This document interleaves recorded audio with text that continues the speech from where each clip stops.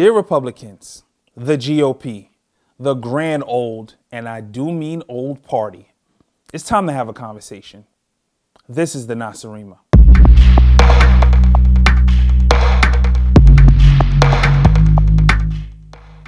Republicans, the biggest gangsters known to American politics. In the last quarter century, they have ushered in the most ideological lawmakers known to man. But for all their current brashness, bluntness, bravado, and all their barking from the right, Republicans have been on the right side of history. Pun intended. After all, they are the party of Lincoln, and many blacks gravitated towards them after the Civil War because of the blatant racism the Democratic Party displayed in the Jim Crow South. Frederick Douglass once said, "The Republican Party is the ship, all else is the sea." Oh, how things have changed mightily in the last century and a half. This article isn't a history lesson, rather it's an examination of what the GOP has become under its self-proclaimed de facto leader, former president, and squatting tenant of a once great party, Donald Trump. Many on the left may not want to hear this, but here's a secret. Ready? Come closer. Republicans truly have some great ideas. Yeah, I said it. And no, I'm not a Republican at all, and I don't think those who are should be ashamed or closeted if they are one, especially since the head of their party saps so much attention from real issues. It has become taboo to openly embrace Republican ideas because the current politics of today demand that you are so far right or left that we can't see what the other side has to offer. I also know that every Republican isn't a hardline Trump supporter or some flag-waving xenophobe who wants to radically shift this country back to the 1950s. With that being said, this is a Nacirema featured article. Dear Republicans.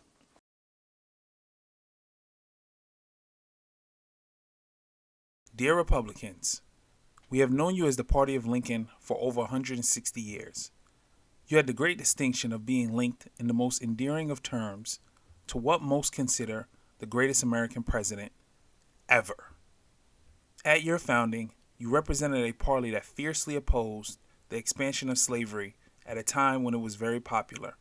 You also once stood for liberalism and tariffs on imports. You didn't want to so easily forgive the South in seceding and losing the Civil War, so you rejected Lincoln's 10% plan.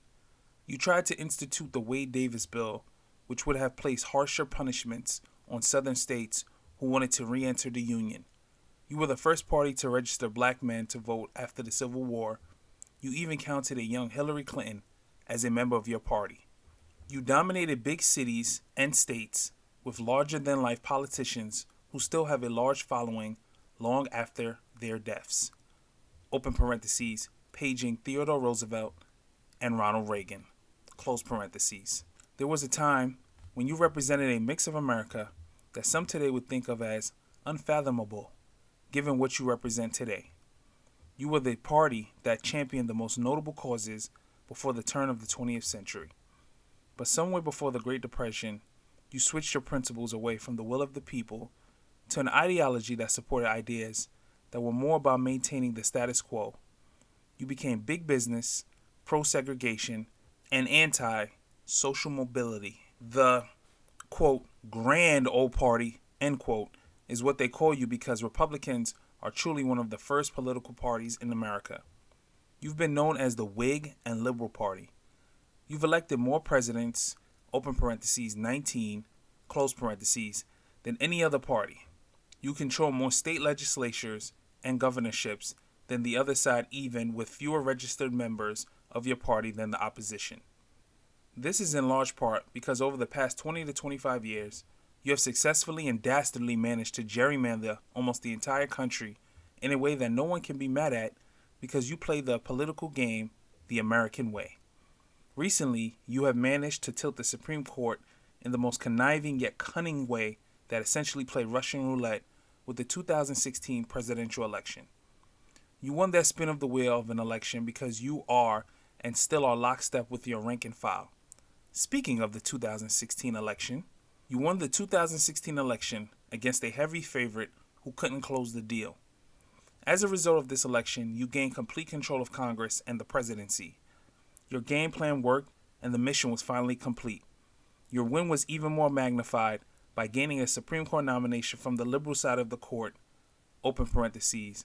The other side may never recover from the death of RGB, close parentheses. A chance to overturn Obamacare, and a president who unleashed the white resented hate that was pent up for years into the mainstream. Again, you won. Your mission was truly accomplished, open parentheses.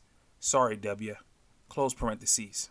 As former Speaker of the House Paul Ryan said after the election, quote, "Welcome to the dawn of a new unified Republican government," end quote. You did it. January 20th, 2017 was the coronation of years of hard work to put yourselves back on top and stay there, even if it meant standing behind a carnival barking, insensitive, pathological lying president. It didn't matter because he would be a rubber stamp to your conservative agenda. But a funny thing happened on the way to repealing Roe versus Wade. President Pussy Grabber just kept shooting himself in the foot, and he learned the hard way that the American government truly runs as a democracy and not a Donaldocracy. You actually need to negotiate behind closed doors, earmark pork to certain members of Congress, and never ever piss off the elders of the party who still hold enormous sway among their colleagues and constituents. The late Senator and one-time presidential hopeful John McCain taught number 45 this lesson like a masterful professor during the attempted repeal of Obamacare. So after President Apprentice lost his Obamacare fight, he did agree to something you Republicans love just as much as your children: cutting taxes. That's right. Republicans got the big old tax cut they have been seeking after years of watching President Obama raise taxes on the wealthy and introduce tax-supported programs like Obamacare. For the most part, the tax cut was mostly given to the top 1 to 10% of earners. But it did something that you guys hate to do, but were fine with for some reason: add to the deficit.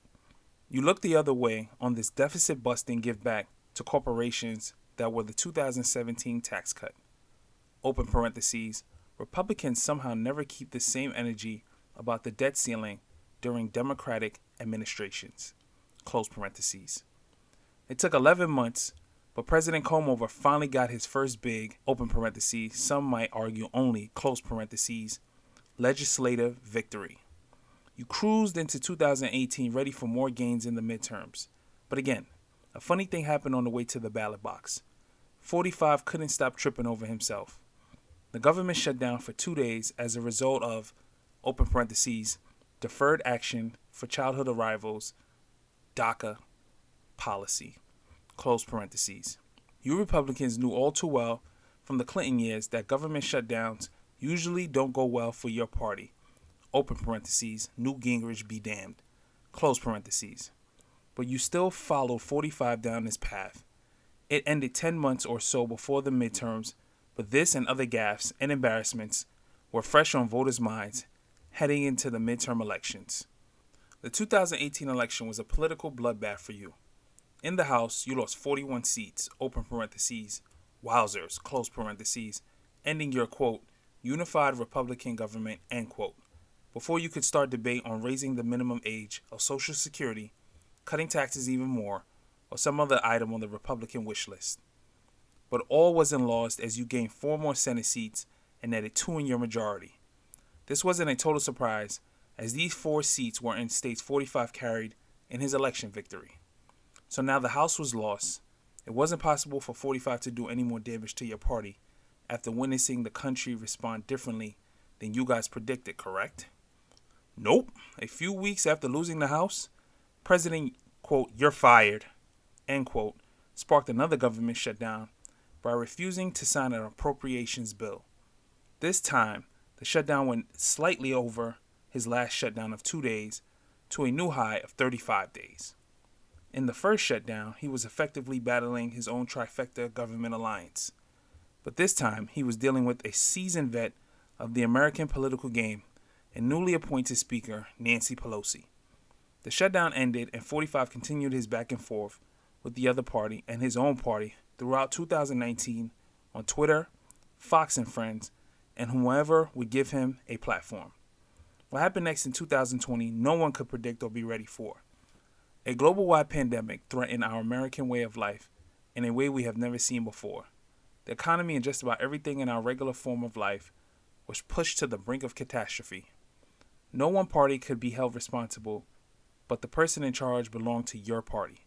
Just about every step he took after the pandemic hit put you in the most precarious of precarious positions you had in defending your leader, open parentheses, and there were plenty of precarious positions, close parentheses. Your leader limped into the 2020 election, having survived a case of COVID-19 that he beat just a few days earlier. He lost by the same margin he won 4 years ago, and a few weeks after Election Day, your party also lost control of the Senate. But 45 didn't go down without a fight, as he persuaded an angry mob on January 6, 2021, to storm the Capitol to halt the counting of electoral votes. He didn't care if members of your party went in the Capitol fearing for their lives. He wanted blood, and he wouldn't protect any of you if his spray tan depended on it. As a person who grew up in New York City, I and many New Yorkers knew 45's behavior all too well. We watched as back page after back page of tabloids were filled with his calling for the death of 4 innocent men, extravagant purchases, and short-lived marriages. We didn't think in a million years that the country would fall for his pitchman antics and elect him the leader of the free world. But just as shocking is that I didn't think the party of small government, low taxes, anti-abortion, and conservative social principles would let a man ascend to the top of the party of President Ronald Reagan. Reagan signed the Immigration Reform and Control Act of 1986, which effectively let 3 million illegal immigrants become citizens after meeting basic limited criteria. Open parentheses, DACA for 100, Alex. Close parentheses. This same party let a thrice-married, tax-dodging, party-switching sore loser who literally called Haiti and African countries, quote, shithole countries, end quote, ascend to their leader. Is it because he promised your party those coveted Supreme Court justice seats? He definitely delivered on that promise by naming 3 conservative judges to the court and 1 who was under the age of 40. Is it because he helped cut taxes for the wealthy individuals and corporations your party loves to make happy? He definitely delivered on that promise. Or is it that he combined your, quote, Southern strategy, end quote, and white rosetted fear of a complete color washing of what America used to be and eked out an electoral victory that you didn't even see coming? Yes, he surprised everyone by winning what I believe is the last election where you can wring out white resentment in battleground states and win. In 2016, 45 won by a margin of 100,000 votes in 3 states that flipped against him 4 years later. Parentheses, but don't tell him this or he might send the cavalry coming again. Close parentheses. In 4 years as president, he lost the presidency, the Senate, the House, and his mind. But yet still after he summoned his, quote, brave patriots, end quote, to storm the Capitol, it took a few days for your party to denounce him and then effectively whitewash what he did at the Capitol. You were again kissing the ring of this man like a battered dog who was set free from its owner but didn't know his path forward. Republican after Republican were, open parentheses, and still are, close parentheses, flying to 45's Mar-a-Lago lair, hoping he would send his loyal base their way. Results have been mixed so far, as he has endorsed some candidates in special elections that have won and lost. But your party doesn't seem to know a path forward. Your Southern strategy you used so effectively since the 60s has all but dried up, with 2 Senate and 1 presidential loss in Georgia. You haven't paid attention to the freshly released census data that shows white America is shrinking at an alarming pace as America is becoming a minority majority. This doesn't mean the decreasing number of white people spells doom for your party. In fact, you still overwhelmingly control state legislatures who control congressional mapping of districts. You also still control governorships. Also, you are in the historical position of gaining seats in Congress in the first midterm of the opposite party's presidency. All is not lost. You have a once-in-a-generation opportunity to define yourself to a newer, younger, more colorful, and more engaged electorate. Think about your founding principles and why Black Americans gravitated towards you for decades after the Civil War. Think about why Latinos in most places outside of California have voted for you almost as much as they voted for the other party. Think about why Black men voted for 45 much more in his second election than his first. Parentheses, I'm still scratching my head over that one. Close parentheses. Who wouldn't want lower taxes, free enterprise, and a strong national defense? Those were your principles. This is what got you here. Never forget what got you here. Not a twice popular vote losing liar who is in the twilight of his life clinging to Mad Men egocentric principles. To put it bluntly, leave that shit behind. Return to the principles and platform that got you to the quote, shining city on the hill. If you can do that, Reagan would be proud. Sincerely, a citizen who knows a two-party system isn't perfect, but it works and is needed. This was a Nacirema featured article. Dear Republicans, please share, comment, and post. And remember, power to the informed. This is the Nacirema.